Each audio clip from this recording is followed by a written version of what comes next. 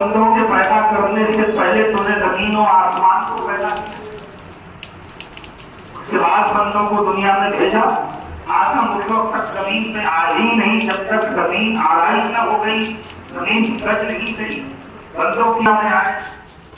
پروردگار یہ ہے بندوں سے پہلے، ان مخلوقات سے پہلے تو نے آل محمد کو پیدا کیا۔ مخلوقات اور بندوں کے بیچ میں اگر پیدا کرتا تو کیا ہوگا؟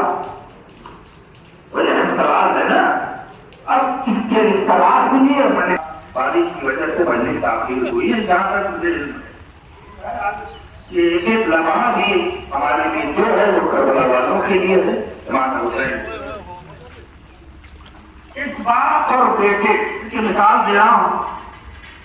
میرا احسان ہے کہ میں اگر خرید کے نہ لاتا تو یہ پھل آپ کو کھانا نصیب نہیں ہوتا۔ باپ نے پلٹ کے کہا کہ احسان تو میرا ہوتا، آپ کا کیا؟ اگر میں نے تجھے پیسہ نہ دیا ہوتا، میں سلامت رہیے گا، تو کہاں سے لاتا؟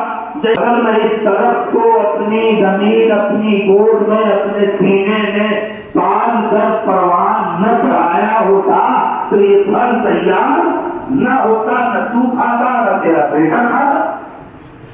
جیسے ہی زمین نے احسان جتایا، آسمان میں بڑھ کے کا احسان تو میرا بھی ہے۔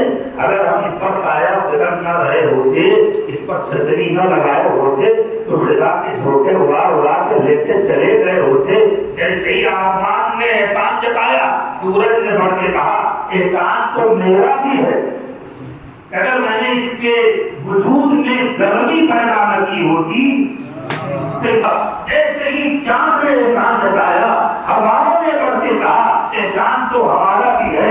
اگر ہم نے کہوارے میں جھلا کر ان کو پروان نہ چڑھایا ہوتا تو یہ پھل تمہیں کھانے کو نصیب نہ ہوتا۔ جیسے ہی ہواؤں نے احسان جتایا، پانی نے بڑھ کے کہا احسان تو میرا بھی ہے۔ اگر ہم اس کے جسم میں خون بن کر نہ دوڑے ہوتے تو یہ پھل کب کا مردہ ہو گیا ہوتا۔ بھائی درخت مردہ ہوتا تو پھل نہیں آتا۔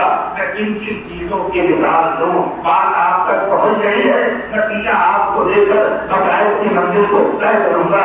بس مختصر یہ سمجھیے کہ ایک پھل اور اس پھل پر باپ کا احسان